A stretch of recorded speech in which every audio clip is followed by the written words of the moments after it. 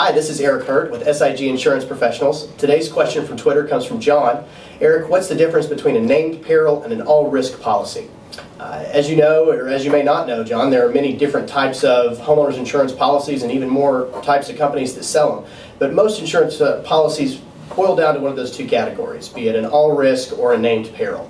The difference between the two, a named peril policy spells out about 10 different items that are covered. Everything else is excluded. So the main types of items that are covered are things like windstorm or hail, which is pretty common around here, theft, water damage, smoke damage, vandalism, things like that. But like I said, if it's not specifically outlined as something that's covered, then it's generally excluded.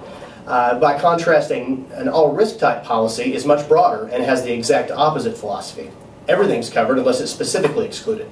So what makes a policy like this a little better is it picks up some additional items, like if you had a slow leak or a drip under your shower pan or in a wall in your house, something that you didn't catch over time that accrued and created problems. An all-risk policy is typically going to cover that. Or if you had something such as a pipe under the foundation that leaked or broke, most of the time an all-risk policy is going to cover something like that. So when it comes to the type of policy, an HOB or broad form, that's an all-risk type. Ask your agent and make sure that you have your homeowner's insurance covered with an all-risk type policy versus a named peril type policy.